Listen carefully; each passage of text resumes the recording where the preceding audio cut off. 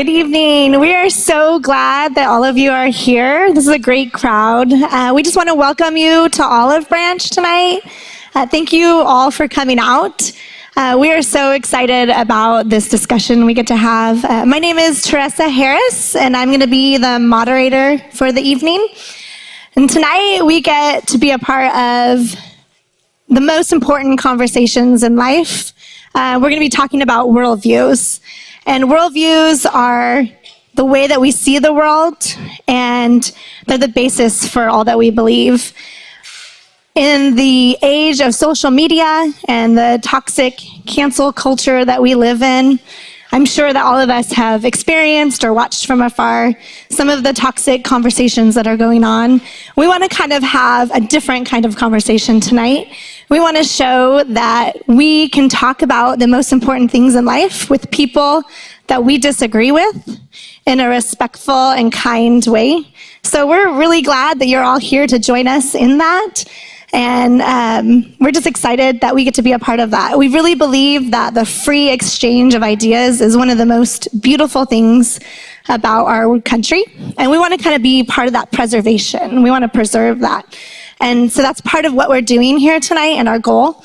And one of the things that we were thinking about as we were prepping for this night is we wanted to come as learners. Galileo says that, or he said, that he had never met a man so ignorant that he couldn't learn something from him.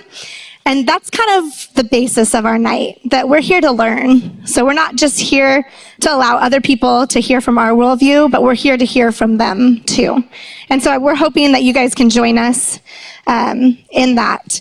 Everyone should have received a flyer. And on it, there are ground rules. So based on the goal of having a respectful dialogue tonight, we've kind of set up some ground rules. Everybody in the audience and on the stage is going to be treated with the utmost respect. There will not be any demeaning tone, words, or actions towards someone with whom you disagree. Now, I've been a part of debates before and different setups like this, and I know we're just passionate people, and not everyone is passionate, but I am. And when I hear something that I disagree with, or when I hear someone that I really do agree with, it evokes emotion in me, and I get passionate, and I want to react. And so tonight we're going to ask that we just remain respectful, even though somebody might say something that you disagree with, or you think is maybe even dumb. We're going to ask that we still remain respectful and treat each other kindly. Okay. So to show respect this evening, the audience is going to be quiet while the panelists are discussing. At the end of when they actually finish what they have to say, if you feel moved, you may clap, but just do so in a respectful way. So we just want to make sure that that tone is kept throughout the whole night. Also, there were 3x5 cards that were supposed to be passed out. Do you guys have those? Okay. So the whole setup for tonight is a dialogue, and they're going to be discussing what their worldviews are, and there might be things that come up in your mind, so questions that you have for each of the panelists. And so what we're going to do is we're going to have you guys write your question on the card, specify to whom it is for, and then we're going to have someone collect it at the end of the evening. So throughout the night, if something is said that is triggered in your mind, go ahead and write down your question, and then we'll collect it at the end of the evening. And then the panelists are going to actually answer those questions for you. Okay. We're going to go ahead and introduce each of our panelists. Now, all three of them are volunteers. They've given up their time and evening to be here with us tonight, so we want to show them that respect.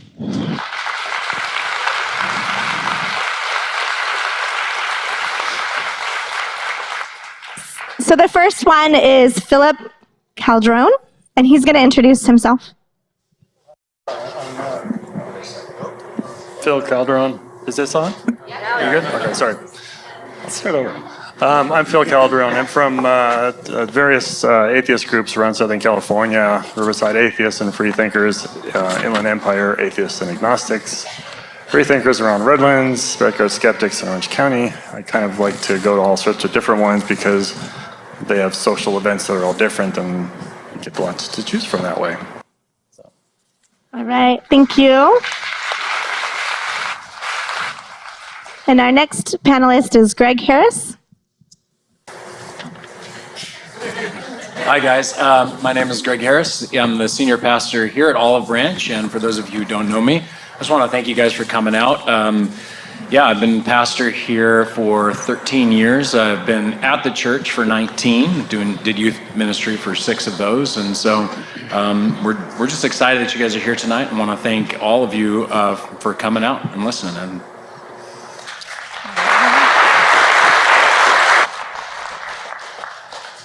All right, go ahead. Hi, my name is Uber Kachi. I forgot where I came from. Actually, I'm from the mosque here down the street, ISCN, the Islamic Society of Corona Norco. And I've been with the mosque for the last 6 years. And I live in Riverside, California. And I'm really glad to be here. And thank you for coming tonight.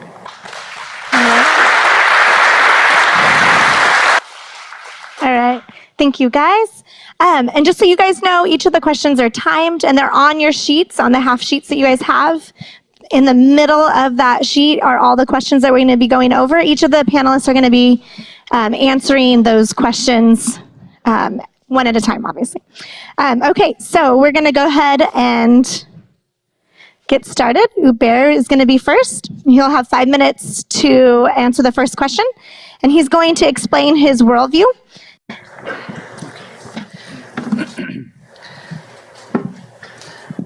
I'd like to start in the name of God, the most gracious, the most merciful. First and foremost, on the paper it says the word before the title, before my name, it's spelled H-A-F-I-Z. That's the correct spelling, which is supposed to be Hafiz, which literally means protector. That's the title given to someone who has memorized the Quran. So, praise be to God that I was fortunate to be able to memorize the Quran at the age of 15. And that was in Toronto, Canada. Thank you. So our worldview, or the way I see Islam, is that it started with my uncle. There's a story involved, I guess. My uncle, who passed away a couple of years back, may God have mercy on him. He was one of the very few religious figures in our entire family, in our family here in Southern California and even overseas. And he was one person that I seen that he was the regular, everyday worker, but at the same time his life was very different than others from our family. And what I seen about him was that he was very particular about religion, about his prayers, about his connection with God. And it was through religion, through the Quran, and through his practices that I seen that made him a better person. He was very caring. He was a person who cared for all the people, not only Muslims but non-Muslims. Many people would come to him for help and assistance. He would go out of his way to help people. He was a person who, when it came to our family, he was very connected to the entire family. Anyone of his brothers or sisters that would need any help, or they needed a little bit of encouragement, he would be there for them.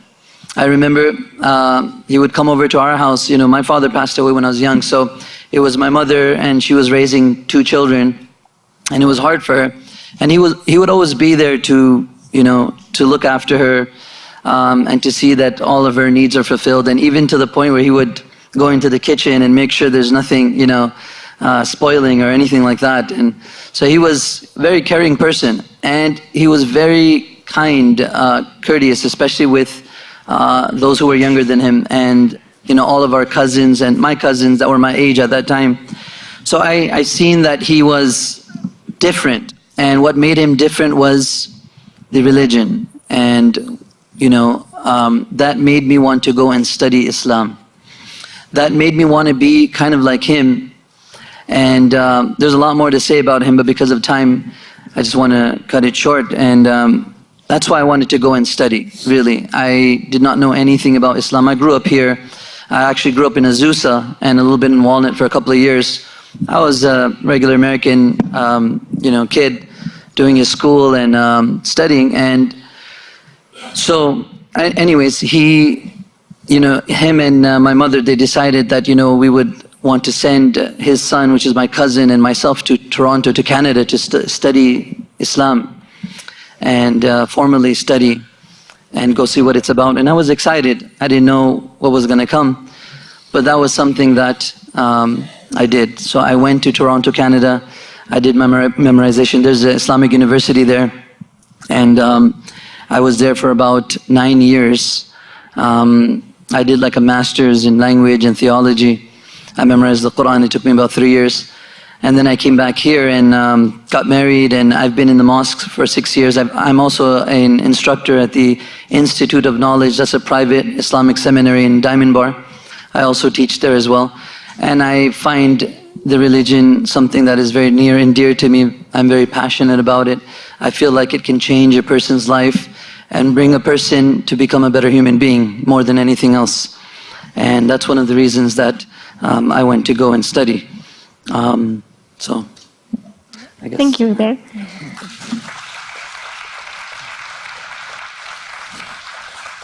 All right, now Greg, you're going to explain your worldview.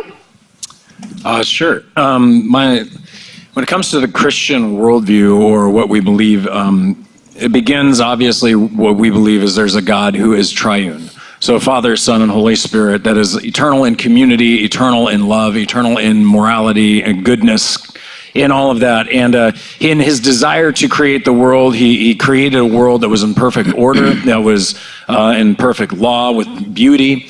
And he created humanity. Now, humanity is made in the image of God, and what we mean by that is that they are there to represent God on earth, and therefore they are above the creation in one way, yet below the heavenly beings in another. And so find ourselves called to cultivate the earth, to develop it, to bring about what God intends for it. And as we were made that way, humanity was also made with an innate, infinite value in that sense. And so from that, God intended for us to cultivate this world and produce it under his direction and for his creation. But we disobeyed. We found ourselves in sin. And in the middle of our sin, we plunged the world, we plunged ourselves into destruction. And the idea there is that humanity entered into death. And the world also then became a place of corruption. The evil that humanity does to one another, and the problems that we create and we see in our own souls and in our own psychology and in our distance from God, has come about because of our sin. Because we've disobeyed God, we've turned to worship other things, we've turned to do life under our own ideas. It's called autonomy. And as we enter into that autonomous relationship, trying to seek out our own way, our own desires, we wind up harming one another, we wind up destroying the earth, and we wind up seeking self over seeking what God has called us to live for, which is him, and therefore then loving one another. Now, in the midst of all this mess, as we create wars, we destroy and harm ourselves and do all these kinds of things, the triune God overlooks and desires then to bring a redemption. He first chooses a people, out of which he chooses Abraham. He brings from Abraham a people of Israel. And through the centuries, as he develops a law and he brings prophets to Israel, they come to have their Messiah, who comes, namely Jesus. And we believe that Jesus was actually the Son, the second person of the Trinity, come to earth. He himself, God embodied in human flesh, to show us what God is like, to teach us and guide us and lead us in how to live, and to direct us in true morality. But even beyond that, he came to give his life as a ransom for for all of humanity who is broken and sinful. And therefore, we believe that on the cross, as he came to that cross, he was crucified and willingly bore the wrath of God and the sins of humanity, so that he could take away that future judgment, that we would have mercy. And so all who would believe and trust in him and his work on the cross would receive that. He proved it through a resurrection, which was written down historically in 3 biographies that was attested to throughout multiple historical documents. And as we come to this situation today, the movement of the church, we continue to see that this movement moves on through Christianity. Now, the belief is that he now has not only ended evil in our lives in the sense of he has come to redeem us, transform us, and dwell within us to guide us into goodness and guide us into morality and guide us into kindness and love. He is also returning. And in his return, he will come and there will be a resurrection of humanity, at which point we will therefore either stand before God for judgment or we'll receive mercy. In the judgment, it will be determined about how we lived and how we treated each other.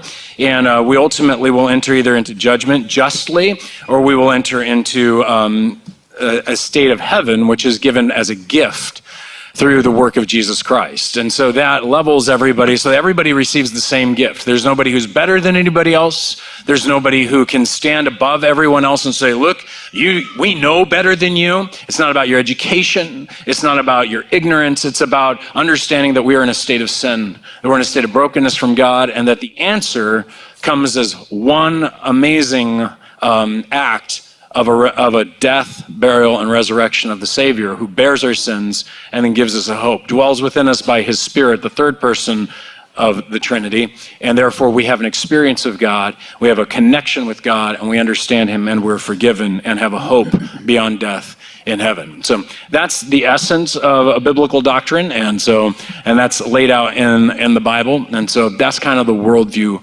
that Christians hold to. Thank you, Greg. All right, Phil. Now it's Phil's turn. Okay. It is 2019. Everybody in this room is alive in the 21st century.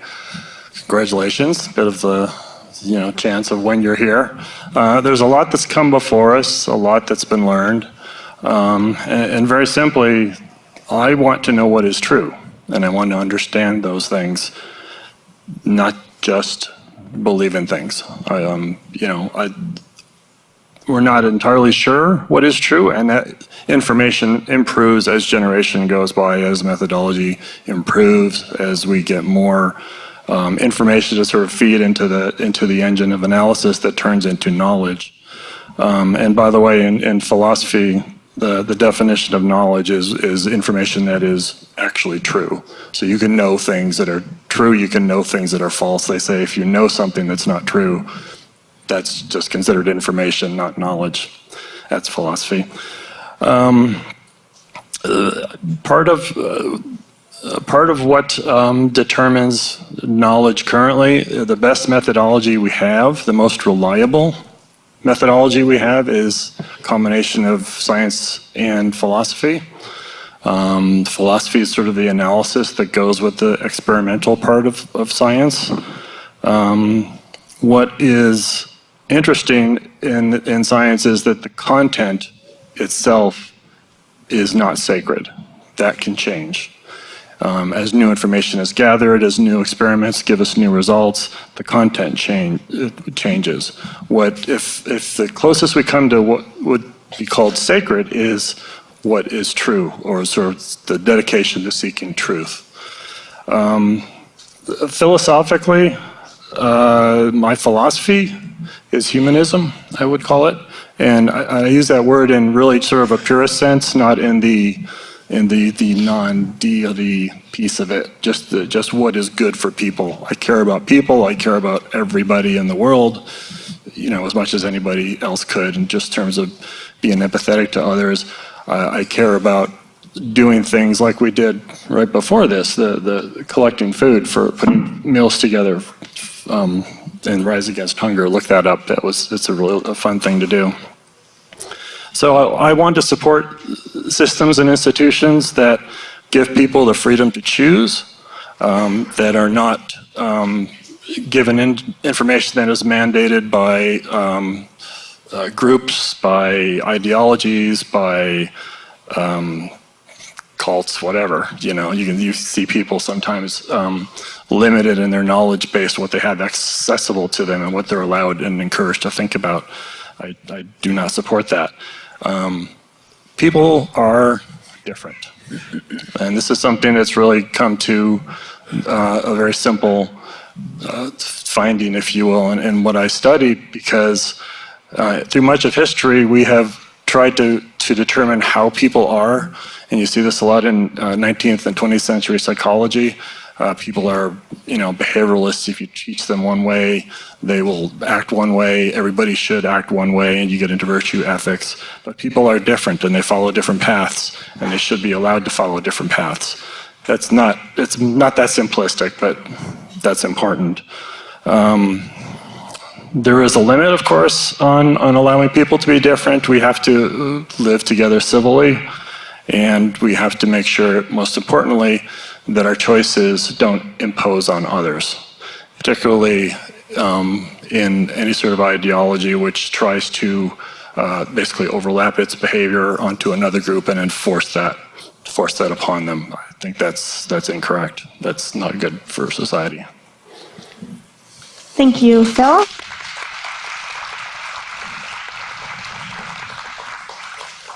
Now we're going to hear from Greg. Please describe how you came to your understanding and your worldview. Me first? It's going to be Greg first. Sure. So I kind of grew up in a nominal Christian home, as I think a lot of Americans did. We occasionally went to church and really kind of stopped by the time I was in junior high. It was my senior year in high school, however, that I came to a situation in which, while I was actually high, came home and wound up meeting my mother face to face, and she'd kind of challenged me on, hey, you were raised Christian, and in her mind that was clearly what we were, although I probably couldn't have argued for anything that was truly Christian or not at the time. I had gone generally to public schools and kind of understood the general landscape of a basic education here in Corona in California. As my senior year kind of went on, my mother had kind of done that, and I went, okay, I need to get back to my roots. I went back to church and had given my life to Christ, at which point my best friend growing up thought that's a weird thing to do, and he had grown up Catholic and decided he was going to go the atheist route. And so he challenged me for multiple months of question after question after question. And so I had to really step back and go, how do I answer all the questions that he was asking, from everything from how in the world can you believe that Noah rode in a boat and penguins were in there, and how do they get back to the down to Antarctica and stuff like that. So there was just lots and lots of questions, but primarily dealing with, how do you know God exists? How do you understand that Jesus actually was historical? And so in dealing with these, I came to just be doing lots of research, and came to an understanding of philosophy that really the idea that God exists is a fundamental aspect to morality, a fundamental aspect to reality, the fact that there's a beginning to the universe. Well, what caused the universe? And the big answer that I heard in my philosophy class was, well, Christians say God did. And then that was the end of the argument. And later came to research and found out actually the argument continued. And it was a big help for me as we came to the understanding that, there's only two causes known in the universe. There's only two causes known in this current time. This, like pool balls hitting things, physical causes, wind blowing through trees and things like that. And then there's personal causes, people moving things on purpose. If the universe is defined as all the physical causes in the universe, the argument went, there's only one kind of causation left outside of a universe of causes, and that's a personal cause. At which point that began to click with all kinds of other things I had seen and read in ancient history and modern history, and it began to kind of help me as we talked through various aspects of the faithfulness of the Bible and why do you trust the Bible? And I start to discover that everybody trusts something. Everybody thinks something's not lying to them, be it one book or another or one paper or something else, and came to just go, is this reliable? Is it explaining reality in a way that made sense? And that's exactly what I came to. It explained human psychology. It gave me a morality that was strong, that seemed to work over multiple centuries, over tons of different barbarian hordes and different continents. It became an understanding of a historical movement that propagated love and rights and transformation of human beings to be the best that they could be. And it started not only to make sense out of the world, it also became a progenitor for scientific endeavor, for a God who creates laws in the universe because he's a law-giving God. And we look into the universe and find simple laws that fit very much our theological concepts. And suddenly, as all these pieces were rolling around, it was very clear that I didn't just stumble on something that was good to believe, it was something that was true. And I continued to get more and more confident as I've studied further and further in the truthfulness of it. And that's pretty much how I came to really grasp and understand the faith. Thank you, Greg. Phil, now will you describe how you came to your beliefs? So, a little biographical stuff here. As a teen, I recall just an intuition that people had a right to be and think and live the way they chose to do, and thus it was wrong for me to think I had any right to impose what I thought on others. It used to puzzle me that there was racist behavior out there, for example. And then a little bit later, homosexuality was another one. But like with racism, why would you think different of a person because they had a different skin color any more than you would if they had a different hair color? It just made absolutely no sense to me. I was raised Catholic. I recall going to church, being the usual young kid, somewhat bored with the slowish ceremonies. But you listen to the stories and stuff that they gave you, the sermons and whatnot, and obviously there's some value there, but a lot of things didn't make sense. There were holes in the story. There were just odd things like Jonah living in the fish and whatever, the virgin birth, things like this. It just didn't make sense to me, and I kind of assumed. I did assume at that time that I wasn't getting it. I wasn't understanding something that other people were getting. And I made the decision to stop going to church for a while, and figured I'd give it a little bit of a rest and come back to it. So a couple of years later, I came back to it, started going in, and the same thing was there.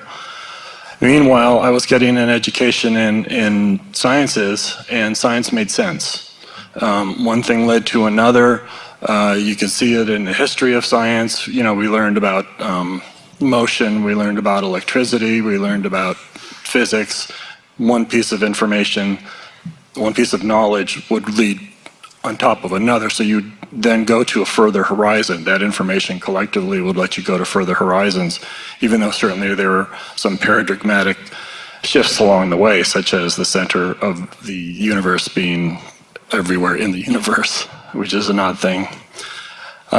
Jump forward a few years, about age 50 or so, a little bit before that, it seemed to me that the Christian religion, which is the one that I was most familiar with at the time, and it's a very broad Christian, but was untrue. So I sat down and I read the Bible, because it would not be appropriate for me to say things against it without being knowledgeable of it. So I read it, and it was quite clear to me that this was a story written by men in a certain place in time. It was written about what they knew in that time period. It's all very consistent with what a person would have known in that period of time. It is geographically limited. So it was really a book, and certainly there were things like Revelations that who knows how that got conceived of. But it just seemed to me very much that it was a book not of a God, but a book of men who believed in God. And then you add that to the idea that every culture, almost every culture, there are very few exceptions, in history has developed religion, different types of religion. So what makes that one any different? What right does Christianity, in that example, have to think that theirs is the right one? So if it's that vast, if every culture has them, you would think that there's something to do with people making religions more than that's the particular religion. And that's the ultimate question. 90% of the people around me believed in gods, so that led me to start to study the belief process itself. Thank you, Phil. Now we'll hear from Hubert. I believe I might have answered the second question first, so. Go ahead. Sorry, I'm all over the place right now. Our belief system is very simple. The 6 articles of faith is how we like to introduce. I believe in God, one God, the God that has no partners, the God that was always from before and always will be, who is the creator and the source of all creation. Everything else is the creation. And then I believe in his angels, thousands of angels, the exact number God knows best. But there are 4 main angels, and the highest of them, or the greatest of them, being Gabriel, who delivered the revelation from God to his messengers. We believe in his scriptures, the Torah, the Psalms, the Gospels, and the Quran being the final revelation being given to mankind. We believe in his messengers, his prophets, from Adam, Noah, Moses, Jesus, and Muhammad. Peace and blessings of God be upon all of them. And these were just the main and the greatest of them. Otherwise, we believe there were more than approximately 124,000 prophets and messengers that came. And then we believe in the last day, that every single person, every human being will have to stand before God, and they will be judged according to their deeds. And we believe in predestination, fate, and that we will have to raise up from the graves there's an afterlife basically, and then heaven or paradise and hellfire, and God is the one who will judge. So these are the basic articles of faith that we believe in, and then we can go into a lot more detail. But one of the things that brought me to this belief and that makes me strong in my faith is that I search for God. I look and I see that, for example, the Quran, a book of that size, 848 pages in my Quran, to be able to memorize something, even a third of that would be almost impossible. And to be able to memorize word for word and then recite it, and not even being your main language, I believe that was a miracle. It is a miracle. And the scientific miracles that we see in the Quran, the linguistic miracles that I see in the Quran, I don't see that anywhere else. And this is what brings me closer to this understanding. And the fact that it's very clear and it's simple. There's so much clarity in it, that there's really not much to add to that. And how this theology is so clear that every single point is basically, like just on the belief in God, we have an entire book, a creed, right? And just like that, for every other thing, there is a lot of an explanation, but at the same time it's very simple and it's clear. And so a Muslim would not be a Muslim without believing in one God. A Muslim would not be a Muslim without believing in all of the messengers and prophets of God, peace be upon all of them, and that we believe that they all came with one message, that is to believe and worship in one God and don't associate any partners, and to follow that certain messenger and prophet of that time, and to follow their prescriptions, what they're prescribing. The other thing is the last day. Once again, we believe in hereafter, and that we believe in good and bad, and that our good is written, our bad deeds are written as well. And at the same time, we don't believe that it is our deeds that will take us to paradise, but rather it is the mercy of God. And that's our understanding, that we do our best that we can, and we hope in the mercy of God, as He's a very merciful and a very gracious God. So that's basically our belief system. Thank you, Bear. Now we're going to move to question number 3. Clarify common misunderstandings with your belief system. We're going to start with Phil. First up, atheism is not a worldview. I expected that, and that's fine. When you look and when you ask the question, what's true, you follow the current best, most reliable knowledge that we have at any particular time. So it is really a manifestation of what is real, and more so, it is not a choice among equally reliable options. I get this a lot of time, that atheism is just another belief system. And I don't like to be in the position to say that we've got the right one and they've got the wrong one, but that's also mixes in with it's not a worldview. We don't make decisions about what to believe. We learn about history. We learn the best anthropology has. We learn. Well, I'll leave religion out of it because it's a different category with other logic to it. But and then our opinions are really following those things. Like my opinion on how black holes are made is basically what's Stephen Hawking's opinion and the people that are leading that field.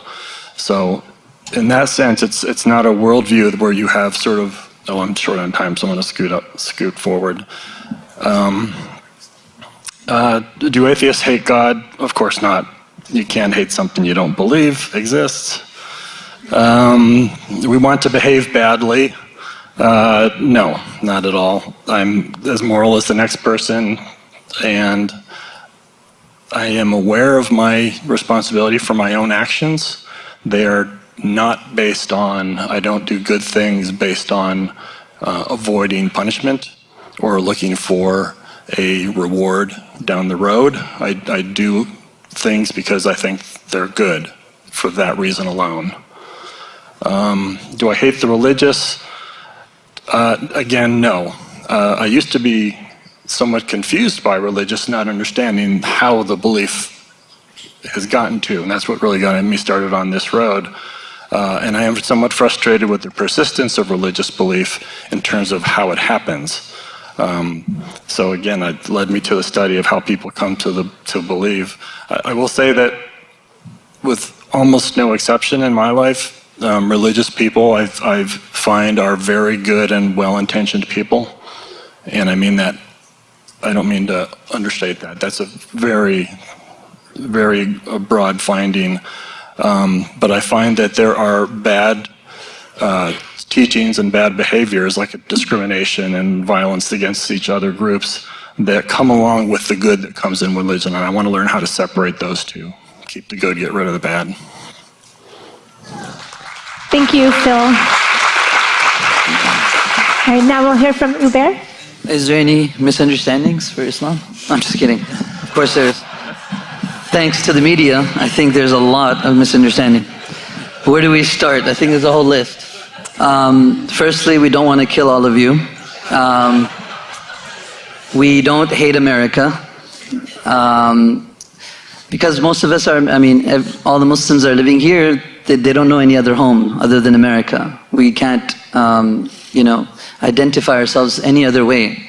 Just like every other American kid, we like NBA, we like baseball, we like the culture, everything about it. I might dress a little different here and there, but other than that, Islam teaches us to, if a person is a good Muslim, if they are, the more you learn the Quran, the stronger of a believer you become in Islam. It teaches you to become a better neighbor, to become a better human being, to become a better person. And that, it's fear-mongering, it's hate-mongering that goes on nowadays, especially in politics that we see. And it's all the intent to, divide.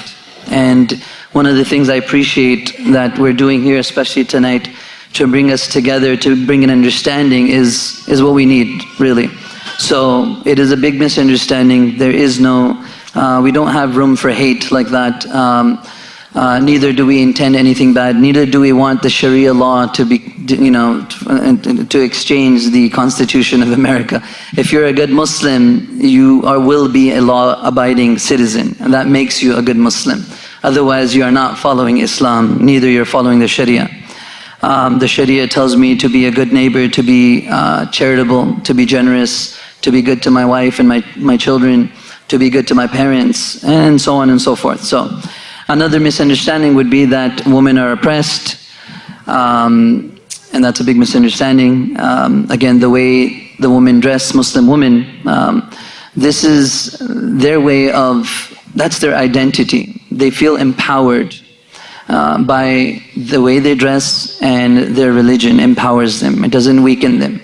And their willingness to hold on to their identity as a Muslim or Muslima and to be an American is a showing of their persistency to fight against bigotry and all of the other stuff that is going on today. So they are proud Muslims, and they're actually very successful Muslims. In fact, statistics show that they're like the second most highest earning in America as far as women is concerned. Muslim women, they're educated, and they're proud of it. So again, that's their choice to be to dress in a certain way that they dress, as a submission to God in what they do. So there's a lot of misunderstandings. Where do we start? I guess this is just a few things for now. Thank you.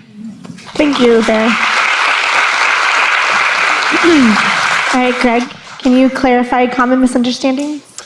Yeah, I think there are some common misunderstandings with Christianity. I think a primary one is that science and Christianity are opposed to one another.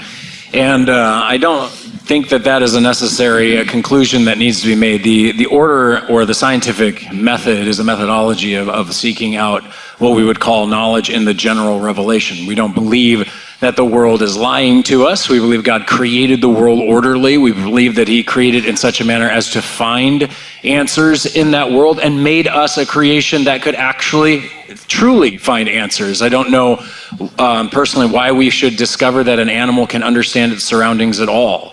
It is a fascinating reality in the first place. And yet then we can understand the astrophysics, the astrobiology, the concepts of just you name it in science. And so much of that is categorized on the need for an actual solid basis of laws. And that laws can float around without something upholding them, that they just poof appeared out of a quantum vacuum or something like that, seems to belie a need for a person, belies the need of a lawmaker, belies the need of a actual creator. And what we find in the Bible is one who created an orderly universe. And when we go into the world, we find an orderly universe. And so I don't think there's a large division between science and faith, at least in Christianity in general. You can get into some specific nitpicks about, like, well, that book says this in the Bible, and we can get into the hermeneutics or the study of how to study interpretation of method and the methodology of how you understand that. But I think what you'll oftentimes find is that what they're saying in here fits very well for the scientific knowledge of the time period. The Bible does not purport to be a scientific book. Second is, I think, a lot of confusion about the Trinity. I think a lot of people believe that it's a tritheism, that we have three gods. When we don't say that, actually believe that. We believe there's only one God, and we believe that that one God is three persons. So we would say that's one what, one essence, and three who's, three persons. And that when we understand that there are three who's who are one God, one essence, and we're talking in the management not of finites, we're talking of infinites, then we begin to engage in a different method. Now, I only got 3 minutes. I ain't explaining the Trinity that fast. So the last one I believe is that people claim, I think they think that we hate homosexuals and we hate transgendered people and we're bigots in these manners. I would disagree. I believe that while we may view sexuality very different, that it belongs only within a marriage context, that we also believe that these ideas and these feelings and these emotions are desires and are things that are very common to all humanity in different manners, and that every human being, when submitted to Christ, has to learn how to sacrifice their desires, whatever they be, unto a better life and a better living and following Him. And so it wouldn't be in hatred. I wouldn't want to argue that at all. So, especially since it'd be against what Jesus tells us to love one another. So that's it. I'm not going to go over time. Thank you, Greg. All right, we're moving to question number 4. The next question is going to be, how do you view or relate to those that are outside of your belief system, worldview, perspective, whatever you want to call it? And we're going to start with Uber. Sure. So there is a tradition of the Prophet Muhammad, peace be upon him, that says, none of you can become complete believers until you love for your brother what you love for yourself. I think Christianity has something very similar. The Syrian scholar, Sheikh Abdul Fattah Abu Ghudda, he mentions in the commentary that one of the meanings that the scholar gives this is that none of you can believe or become a true believer until you love for your brother in humanity what you love for yourself as well. So that's our understanding, that first and foremost, we are all related as children of Adam. We're human beings and brothers and sisters in humanity. That is what we believe, first and foremost. And that God in the Quran says, وَلَقَدْ كَرَّمْنَا بَنِي آدَمَ. In the Arabic language, He says that indeed we have honored the human being. Right? So that's the first thing, is that we are honorable to one another, and all human beings deserve dignity, deserve respect. That's their right. And so that's our belief as far as for everyone outside of the belief system, that they are honored, respectful, and that we respect others' beliefs. I believe that religion is a connection, a relationship between a human being and God. And that's up to them to find God. That's up to them to build that relationship, and that's something honorable. And so when we see a Christian, a devout Jew, a devout atheist, devout anyone, that's something special, that at least they are, they're sincere, and they're trying to find that connection. So we respect others' beliefs. We might not agree to everyone's beliefs. We acknowledge them and we respect that. And that's basically, and it's not like it's either our way or no way. It's not like that. We don't have, convert or otherwise. This is not it's basically a conveying. Our duty is to convey. And a lot of people misunderstand Islam also to say that, oh, you cannot be friends with other people outside of your faith, which is insane. Because if we want others to accept Islam, or we want others to even at least learn about Islam, how can you do that when you're not a friendly, well-behaved person or someone with good character? So definitely our relationship with others is that of friendship, a pleasant relationship, that of good character.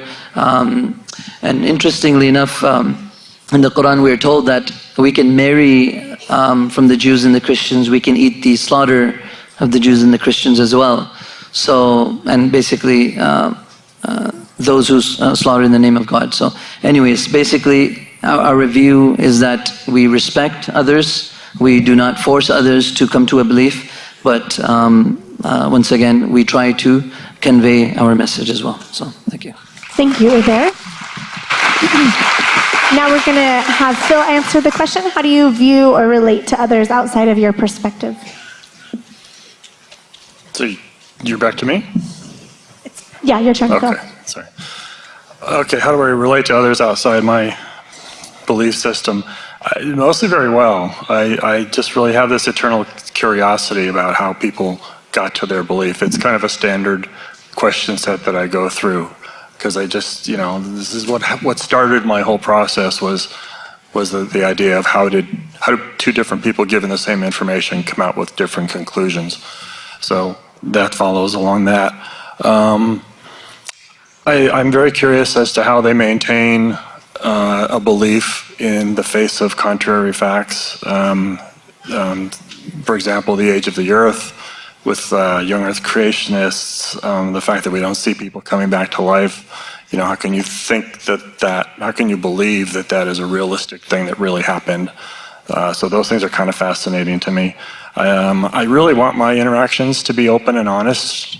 I try to be as non-confrontational as I can, because I don't want people to put up a defensive wall, and you get into the sudden defense of each other's opinions, and that doesn't help. No information gets exchanged at that point. So I really try to keep things a little more level as I can. Occasionally there are people who, regardless, do not communicate in two directions, and I do my best to find out how to open that. We all do this to some degree. We talk more than listen. We think about what we want to say back, when we should be paying more attention to what the other person is saying, that sort of thing. But there are people that sometimes they just continually push and push and push their point. That's frustrating. I wish I was better at breaking through that. I tend to cut it off when we go through a certain bit of information and we sort of loop around and they repeat again. Then it's like, okay, we covered that. Let's just go on to a different question. I've got reflexively, some people reflexively defend and rationalize with apologetics. Apologetics is troublesome to me. I know it's a very old practice. It's become more prevalent. I want to say in the last century. I think it's more prevalent certainly since let's say after the 1960s, when you started to get the growth of apologetic universities. There are, I don't know, a couple of years ago I looked up a statistic of something like 5 million or so graduates out of religious schools, a lot of apologetics, and students had to sort of come out of school with commitments to not going against what was taught. And then finally, some people just never concede when you catch them in a logical flaw, you point it out to them, they completely ignore that. They change the subject, they go on to other questions, various techniques to avoid that. That's frustrating. It's not good conversation. Okay, thank you, Phil.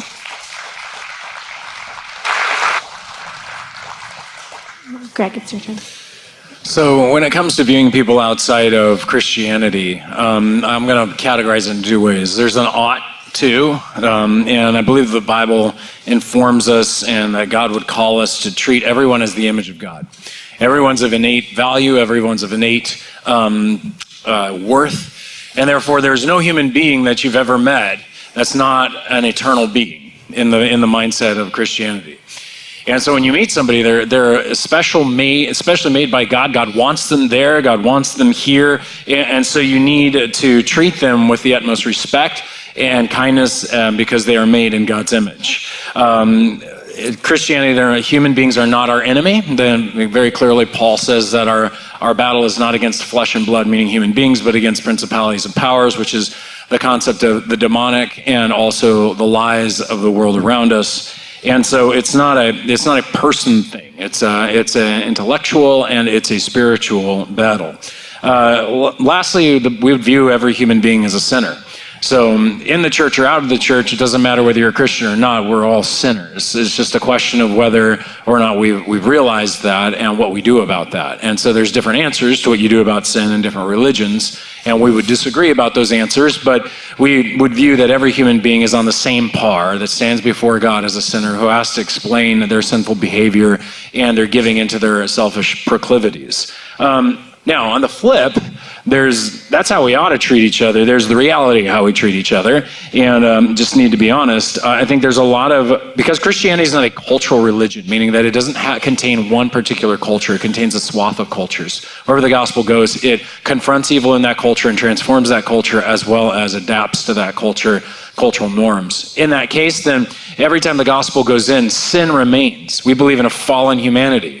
And therefore, human beings, if they even hold Christianity, are going to do evil things to each other.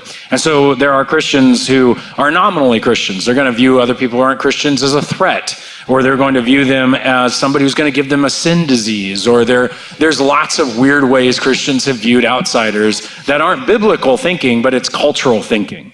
And so it may be that they've just not thought through it, or that just because they've been raised with certain biases. Christians have lots of different responses when it comes to truly engaging people outside of our own culture due to fear or due to various reasons or even passion or you name it. But the ought to is always the correction in Christianity, and then there's the reality of our fallen selves. And so I want to make sure that we have those two contexts very different, because you're going to encounter one or the other so as you engage Christians. Thank you, Greg. All right, we're going to be moving to question number 5. Question number 5 is, how does your worldview deal with pain and suffering? Or we're going to go ahead and start with Phil. So, you said that it's not. What are you identifying your, instead of worldview? What is the term? No, just belief system? I'm not going to belabor that. So let's just use that. Okay. First off, atheists are not quite as universal, but let me just put my 2 cents in then. This is like me and what I think the average atheist does. We face the reality of pain and suffering as sort of a fact of life, and I think there is great value in that. We will all have pain and suffering, not to get too Buddhist per se, but I think they're kind of right on this one. And I think it's important that we learn to face and cope with it. It's particularly important to take it to the extreme to learn how to cope with the concept of death. We're all going to face it. We're all here for however number of years, afterlife or no. But, you know, I used to work in a hospital, and I remember in a cancer ward as a pharmacist. And there was a priest who was dying, and he was scared like you wouldn't believe of not being around. So, and it made me sad because I think it was the first time that I realized that there are some people who live their life with this concept of there's something else that's going to come, and you know, if only you believed, or if you don't disbelieve, you won't go there.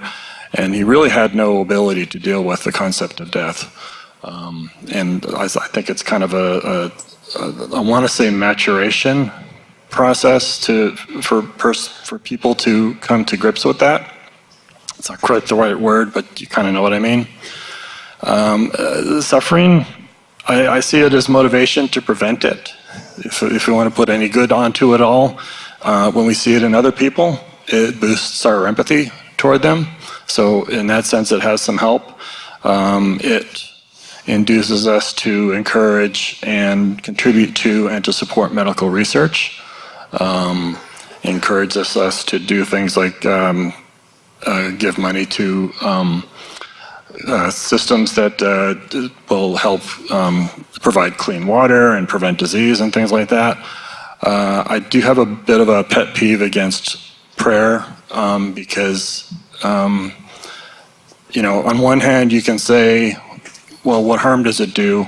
But I see too much prayer and not enough action. I can comfortably accept prayer with action, but I want to see more action involved. There's a group that I had gone to about a year ago that does a prayer meeting, a public prayer session, and I'm uncomfortable with that because that's the entire event. And I'm thinking, and this was like, well, I don't want to get into specifics, but it was like, okay, you're praying for this thing to not happen, this bad thing in the world, but why isn't there a table to support organizations that do things to specifically help that, whether it be providing money or healthcare or whatever it is to solve the problem itself. So I want to advocate actions, not prayers.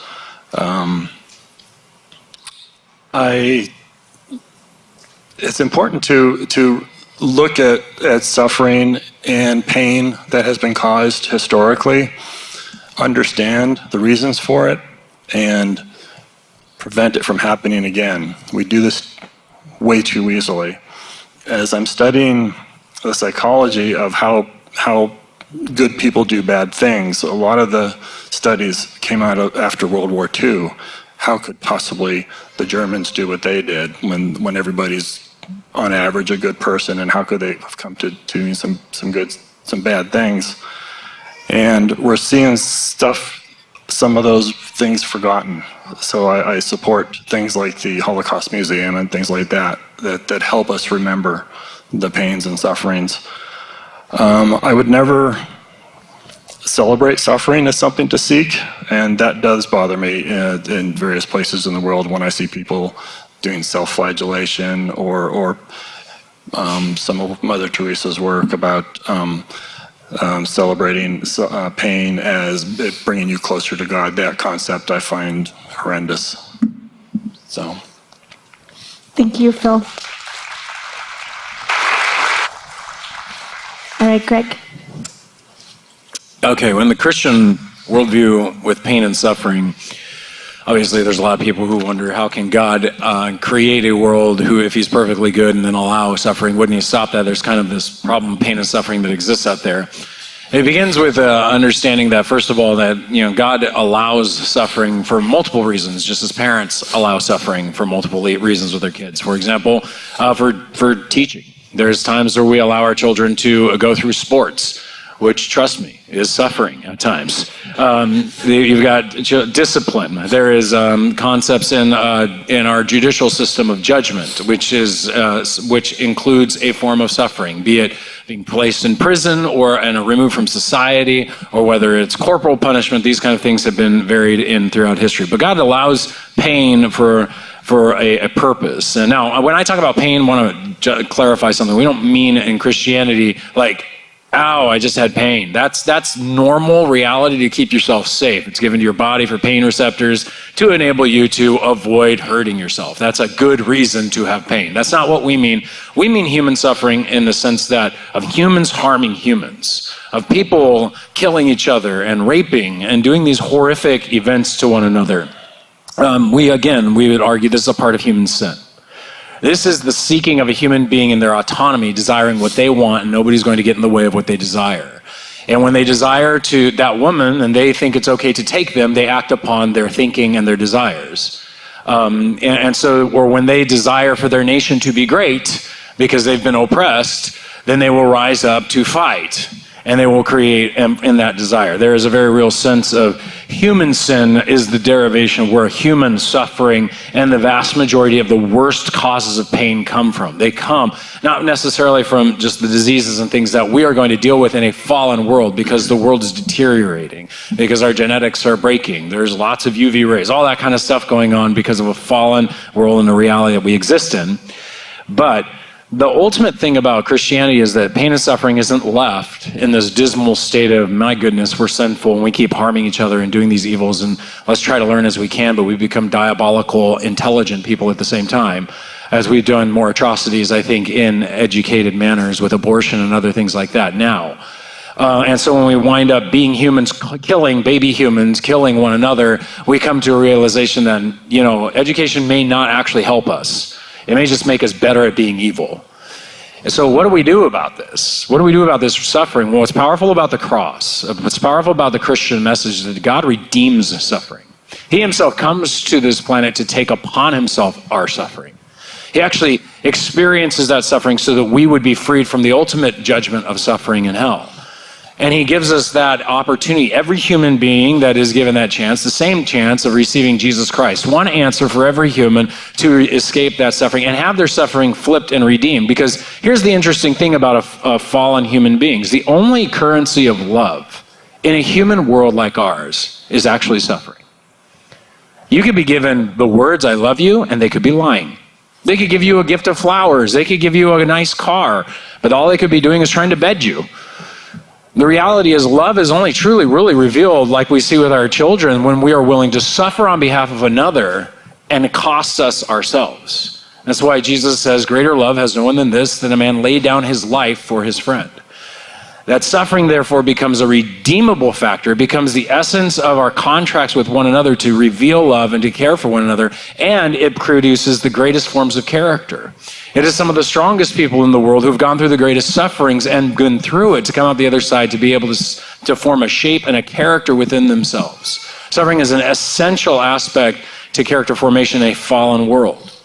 Now, God is going to end that human suffering. He's going to end that evil against us because he's overcome our sin. And when that redemption happens and our moral compasses are set to the good, we will cease to corrupt and kill and harm one another. And in that redemption, as God has transformed us by being in us and shaping us, then we end in a world where human suffering is over. And so that would be the concept of pain and suffering within Christianity. Thank you, Greg. All right, Bear, how does your worldview deal with pain and suffering? So first and foremost, when a person dies, passes away, we are told to recite a prayer, which is the translation of which is, to God we belong and to him is our return. Right? So what we learn is that every one of us came from God and we have to go back to God, and that this life is truly a test, a transitory place to be.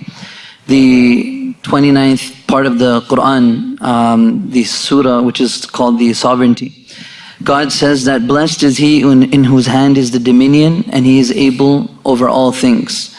He who has created life and death so that he may see who amongst you has the best of deeds, and verily he is the Almighty and the oft forgiving. So basically, life and death is created here, suffering, pain, all of this is here in this life as a test. And if we were to know all the answers for why am I sick, why did this happen in this certain place, if all of the wisdoms were to be revealed to us, it wouldn't be a test. The teacher doesn't speak during the test. The teacher is quiet during the test. That's what makes it a test.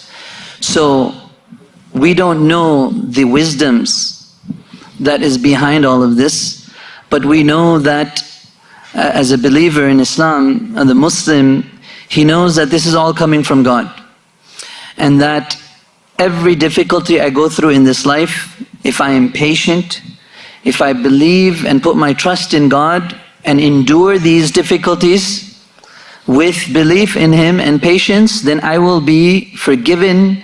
My sins will be forgiven for every pain and suffering, to the extent where the Prophet, peace be upon him, said, "Hatta shawka," even to the extent of a prick, something that pricks you. Even that much pain that a person goes through, a sin is being forgiven, and a status in the hereafter is being uplifted for this person. So for us, it's like if we're going through difficulty and we are patient and we continue to trust in God and put our trust in Him and belief in Him, then we understand that we're getting rewarded for this. And so every person that comes to this world, whether they're a millionaire, whether they're so poor that they cannot afford anything, at the end of the day, they both go into the same grave. Their grave will look exactly the same. They take nothing with them from this world except for their deeds. This is our understanding. It's the deeds, the actions that God looks at, and of course the heart, the belief. So, in one place in the chapter, in 21st chapter, God says that, do you think that you would believe and God would not test you? That you would not be tested? So if this world was to be free of all pain and suffering and everything would be just joy, then what's the difference between the world and paradise and heaven? That's what paradise is all about. What we believe is paradise is a place of no sickness, no disease. A person will never have to die again. They will live forever and ever, everlasting. For some people, I don't know why it's difficult to fathom that. They don't like that for some reason, but no, everlasting happiness, no disease, no sickness, no aging, no trauma, no mental illness, none of this, no loss. The family, everyone will be united. It is what you want it to be and what you cannot even imagine. That's paradise, that's Jannah, as we say it in Arabic. But this is the world. This is where all of those things happen. And so as long as a person, no matter what situation they are in, if they believe in God and trust in Him, and they continue to do good actions, and they continue to fulfill the rights of others and the rights of God, they will see the reward for it. Otherwise, I would think this is so unfair. As a human being, I think to myself, imagine I am born here, or I was brought up here in California, living in a nice house, and driving a good car and in luxury. And then a person who was born in the middle of some third world country, is suffering, going through difficulty, has to walk 2 or 3 miles just to get water, and even that water is not even drinkable. And going through such suffering, is it possible that that's it? Is that person just going to pass away? And then we're going to live our life and be just, in harmony and luxury and happiness? And at the end of the day, that's it? Too bad for him and we got lucky? Is that it? Is there nothing else after this? It wouldn't make sense. God has reserved for His righteous servants, those who do good, and those who go through difficulty, their reward is even more. And the last thing I want to mention, I know it went over time, there's a very beautiful tradition of the Prophet, peace be upon him, where he said a man will be brought in front of God on the Day of Judgment, and he will be asked, have you ever seen any happiness in your life? Did you see any good in your life? This person will say, no, God, I've never seen any happiness. I've never seen any relief. I was always in difficulty. I've never seen any joy. Then God Himself, subhanahu wa ta'ala, praise be Him, Almighty, He will show this person a glimpse of paradise. So just show him, just a glimpse. And then he will bring him back. The angels will take him, he'll bring him back, and he'll ask him, have you felt any suffering before? He'll say, I don't remember anything. He'll say, I've never seen suffering before, I've never seen pain. Meaning in reality, in comparison to this world, the hereafter will make him, and the promises and the rewards in the hereafter will make him forget about all of those things. Thank you. Thank you, Uber. Thank you. We have one more question for our panelists, but at this time, if you have a question that you've written down to one of the panelists, make sure that you have it written on there who it's to. So you can either just put A, M, or C, so that way we know who it's to, and we're going to actually give them to them. So go ahead and pass them over to the middle aisles, and we're going to have somebody come over and pick them up. They're putting them in buckets. Oh, they're putting them in the buckets. Okay. So they're going to pass the bucket, and you're going to put your card in the bucket. Thank you. All right, and now we're going to be moving on to our last question. All right. Now we're going to ask you guys to tell us why we should follow your belief or your world system. Sorry. I kind of combined those two words. Your belief system or your worldview. And we're going to go ahead and start with Uber. Man. Now that's a question I've probably never been asked before, but I don't think every single person could ever come to one belief. I think it's part of God's wisdom in His creation that He made us all different. That we're different in beliefs, different race, different ethnicity, different colors. This is to recognize Him. This is to recognize Him as He is the Creator and the one with all majesty and grandeur and greatness. And so our belief is it's very simple. It's not about you believe in Islam and you're successful only. Anyone who believes in one God, who believes in the coming of in the day of judgment or the last day, and that they will have to stand in front of God, and they know that God is watching them. That is basically, really, it comes down to that. It comes to the belief in God and the last day, that there is something to come after this. We don't, there is no compulsion in religion. La ikraha fi din. This verse was revealed in the Madinian period when the Prophet, peace be upon him, was the ruler of the city. When he had all of the ability to enforce religion and enforce the Sharia upon all those who dwelled in the city, which there were Christians and Jews living there as well, and others. But he did not enforce that. This verse came to say that there is no enforcing of religion. Again, religion is sacred.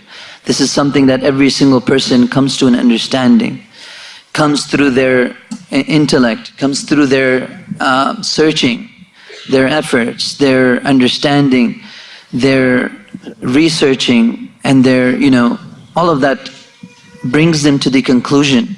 This is why throughout the Quran, God says, we say Allah in Arabic, but it means God, so I just used God. That don't they see the heavens and the earth? That verily in the creation of the heavens and the earth there are signs for those of intellect, who remember God standing and sitting and on their sides.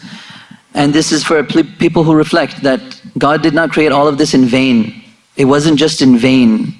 Rather, there's a purpose behind it. Everything that we see in this world has a purpose.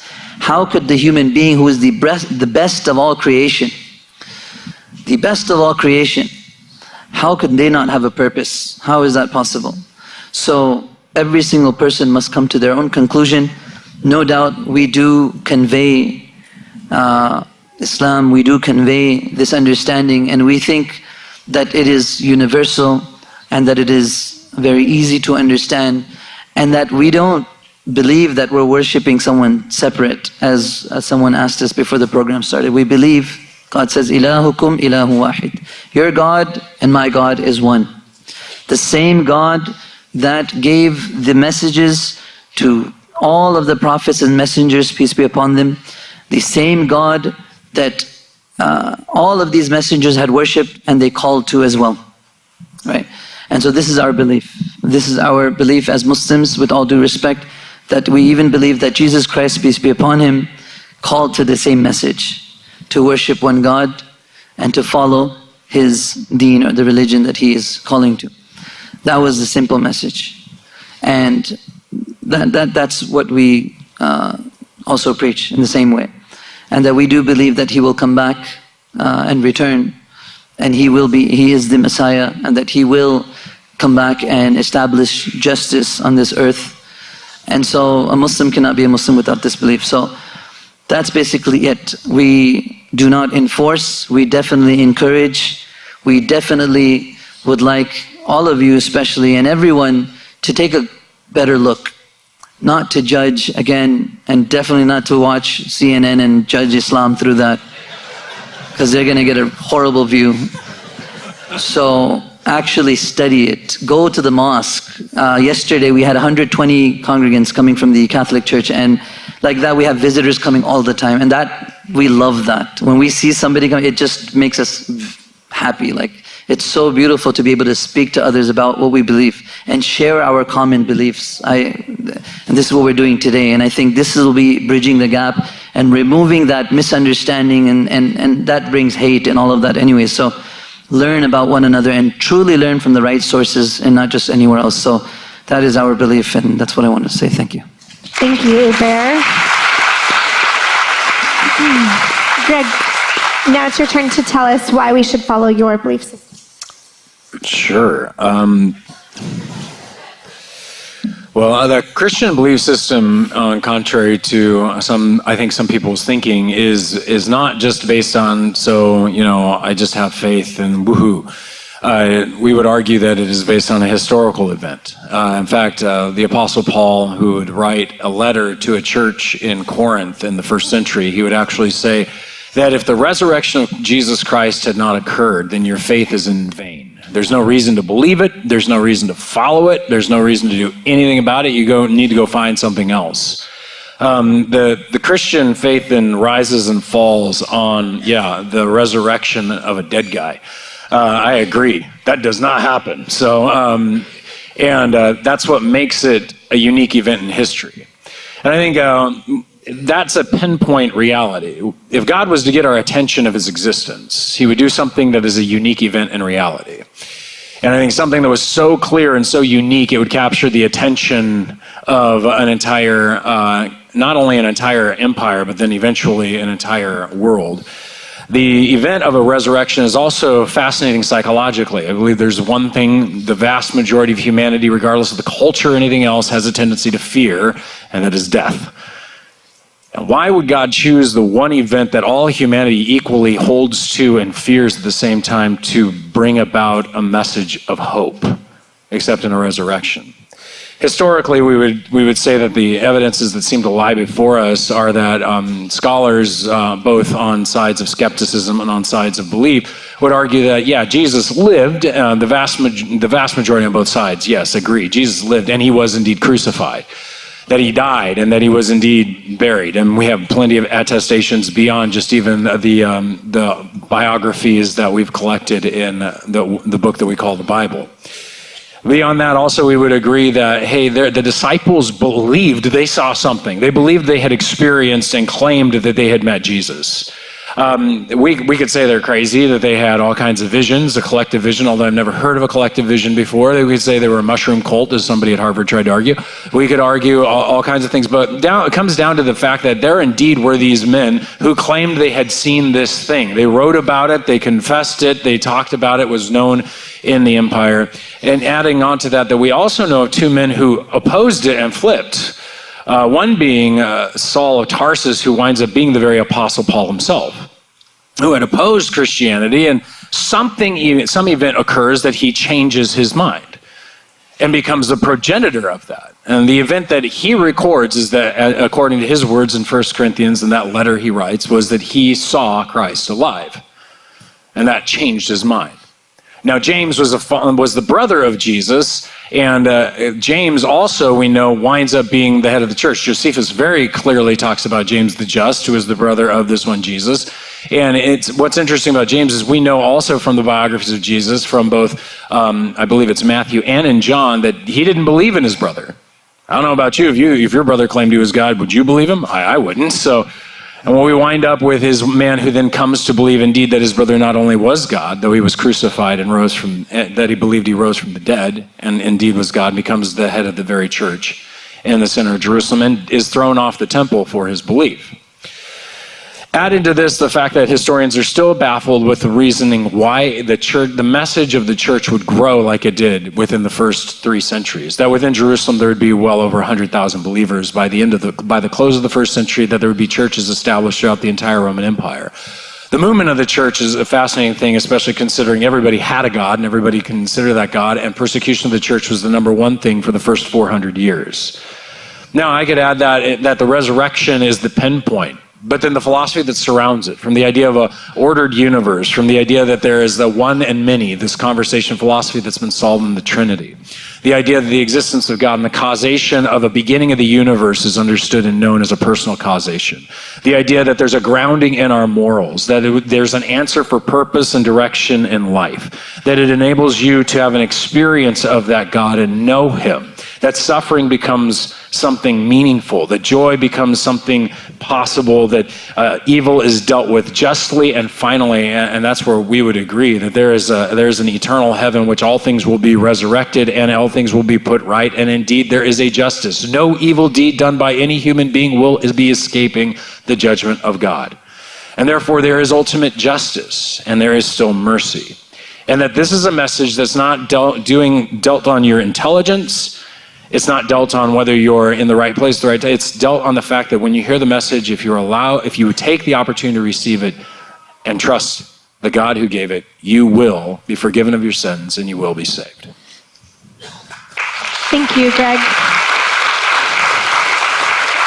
Phil, can you tell us why we should follow your belief system? Yeah. There is only one reality, and we're all living in it. Everybody here. Secular humanism, knowledge derived from science, true knowledge, meaning knowledge that is true, information that is true, most conforms with reality. It's just that simple. If we have a problem and we need to figure out, we are best served by having the best information available to solve those problems. The secular knowledge is not based on what is intuitive necessarily. It is not based on what is desirable. It is not based on what is preferred, what we would like to be true.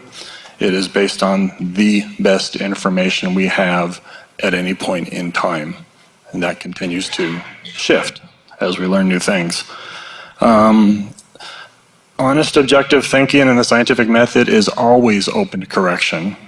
That's part of the methodology.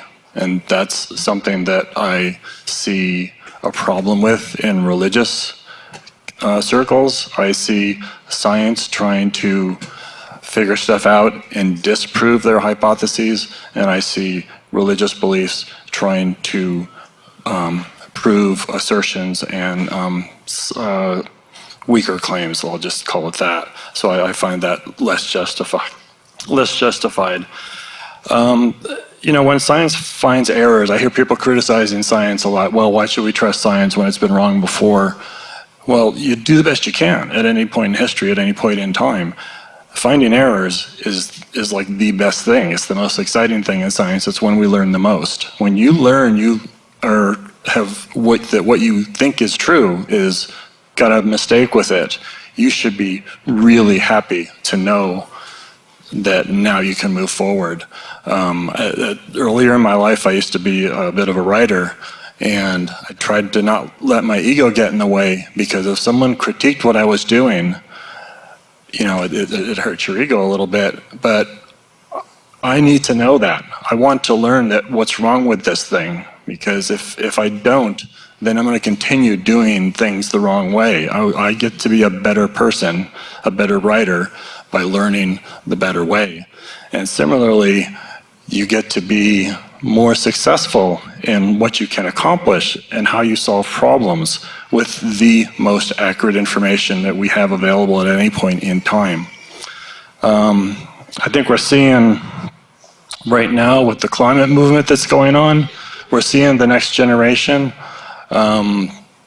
really push this point, and they're the ones that are going to have to face their set of problems. We've seen so many generations, the millennium, of people living their lives according to beliefs of supernatural nature. Not that supernatural things don't exist.